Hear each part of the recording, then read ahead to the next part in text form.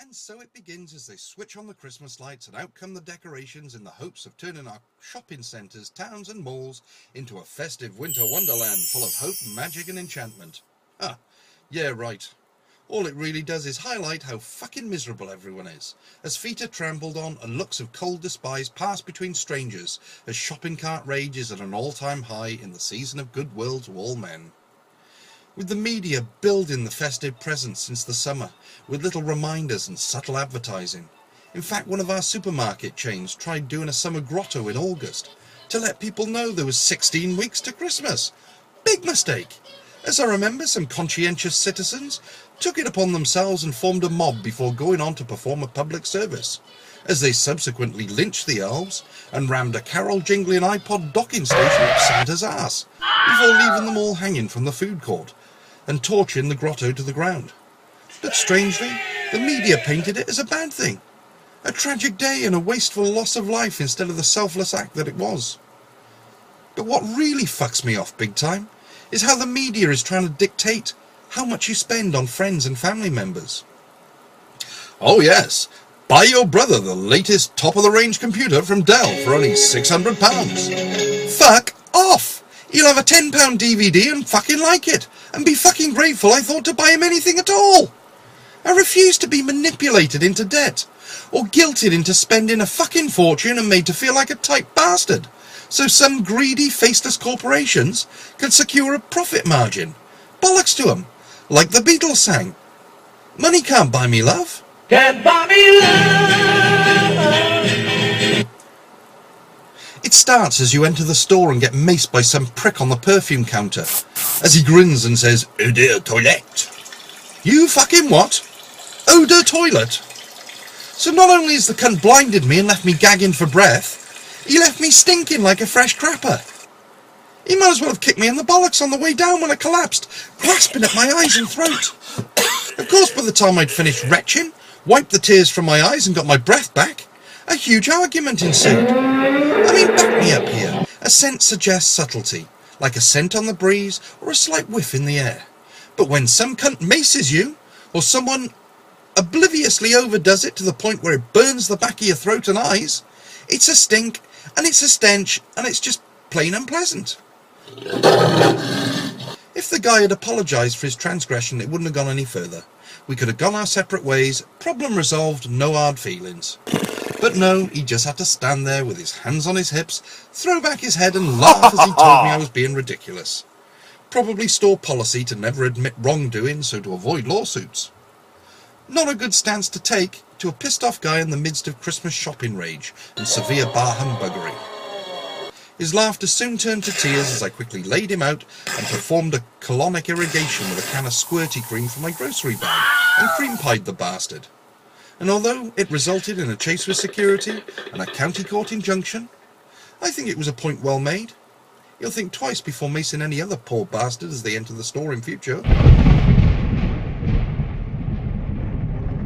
And why the fuck do some people think this crowded nightmare where you can barely move or breathe as you're dragged along, fighting against the human tide to reach your chosen shops is ideal for children, pushchairs and prams?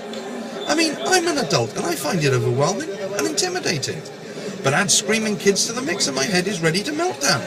I want this! Get me that! Strop! Paddy! Fling myself on the floor, screaming and kicking. You'll get my toe up your ass, you selfish, ungrateful little shit. Does Santa not have a naughty list anymore? When I was a kid, there was always the threat that if you were naughty, Santa would bring you a sack of tea ash and peelings, and the legend of the uncle who got exactly that when he was a naughty kid. But no, we reward them for being disrespectful, obnoxious little wankers, who grew up to become monsters who think the world owes them. I suppose it would be considered an act of child abuse to actually give tea ash and peelings to some pain-in-the-ass kid with an attitude problem. The PC nuts would have a field day if you dared to chastise your child for being naughty. Heaven forbid that they be held accountable for their deeds, or find consequence to action, or told off for doing wrong. Could scar them for life. They might learn from it and become better people. Oh no, we can't be having that. That would violate their rights and bring down their self-esteem. There's no way that they should be made to feel that they could possibly be wrong, or in the wrong in any way, shape or form. Okay. Cancel sarcasm mode.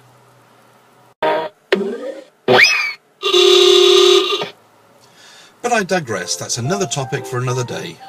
So getting back to Christmas shopping, season of Goodwill, my arse. Never a more miserable bunch of bastards will you ever meet than Christmas shoppers. The queues are a nightmare, tempers are frayed and consumer rage is at an all-time high. And am I the only one to notice how pushy, corporate and business-like charities have become? Gone are the days of putting your spare change in buckets and tins. No, now they go for the hard sale. Give us your bank details so you can sponsor Lucy in Ethiopia or adopt a panda in China for £10 monthly donations. Fuck off! I had my wallet in my hand at the suggestion of a donation, but alas, it was swiftly returned to my pocket at the mention of a direct debit. No means fucking no. So you politely tell them no and begin to walk away, but it doesn't stop there. They either block your path or they start walking with you as they go in for the kill with a guilt trip. Fuck off or I will fuck you off. Which part of that do they not understand? I mean, I feel bad for doing it, but when some cunt is invading your personal space and won't leave you alone when you decline them, I'm sorry, but it's harassment, plain and simple. It's pretty much move, or I'm going to knock you on your fucking arse. And I think you'd be perfectly justified in doing so. And it's not that I'm mean with money, or that I'm unsympathetic to causes. It's just that there are so many of them out there. And personally, I prefer the choice of being charitable when the mood and the financial ability take me, rather than being bullied into monthly payments. And the charity shops aren't much better. They used to be cheap and cheerful, finding odd little gems at bargain prices amidst the knickknacks that brighten your day and warm your heart in the symbiotic relationship between charity and customer, as you benefit from each other. No, now they battle each other for dominance, as they fight to appear more corporate and more upmarket, and they get fussy over what is donated to them. I swear I popped my head into the back room of a charity shop the other week, and there was some old bastard that looked like he'd been wheeled in from the Antiques Roadshow, with his spectacles on a chain, leather elbow patches on his tweed jacket, supping tea from a vintage bone china tea set as he priced up the knickknacks at retail cost and antique value. Unfucking believable!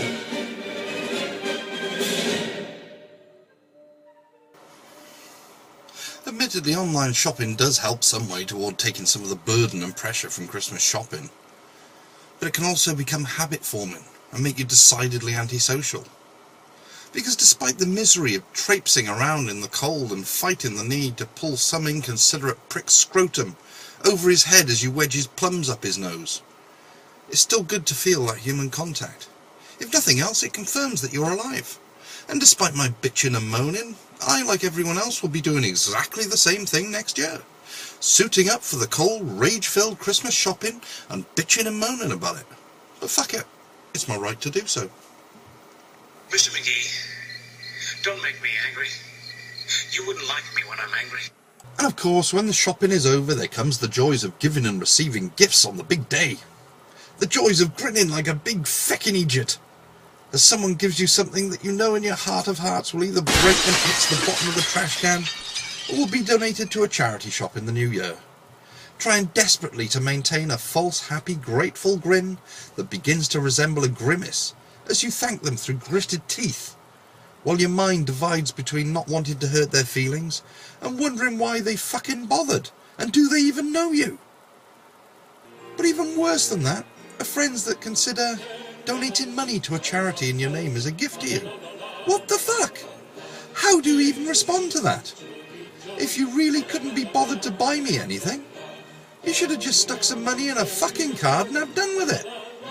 It happened to me a couple of Christmases back. I bought them an expensive bottle of wine and they pulled that shit. Thankfully, they'd gone first with the gift giving.